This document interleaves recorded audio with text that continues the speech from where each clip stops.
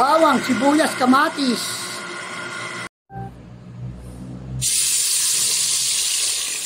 Bawang, sibuyas, kamatis, blended. Ayan lang mag-isa ang blended bawang, sibuyas, kamatis. Ayos, isang-isado na, no? Yan, no? Lagyan natin itong beef na sinangkot siya sa toyo. Yun, no? Ayos. Maganda pala talaga. Pag gisadong-gisado, yun, no? Lagay ko ng water. Sinaid ko yun, kaya ano, sa may blender, kaya gano'n. Bago ko takpan, lalagyan ko muna ng paminta, konti lang, ayaw yan. Tapos, pink salt, okay na yan. Naparami yata ang sauce. Ay, ako, sauce pala ang ulam na. Ano yun natin? Tanggalin natin yung konting sabaw dyan na sauce. Yun, no? Lumidigat ata.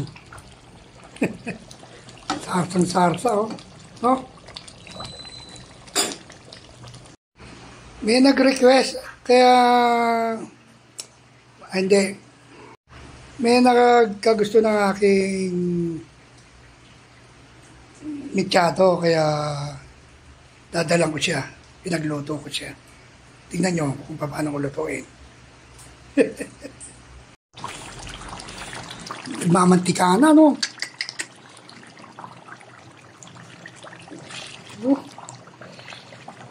Mechado ni Gani Boy.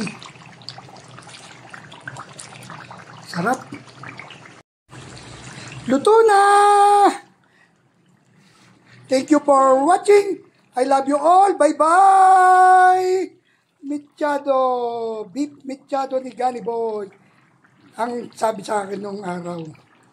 Gani, mechado, matigas ang ulo. Thank you po, Lord. Yun. Mapaparami naman ang dinner nito. Dapat hindi tayo nagkakanin. Pamatay. Yum, yum, yum. Ayan, yung mechado. Parang mechado ni ano. Nicolams? Oo. Ay, ang sarap.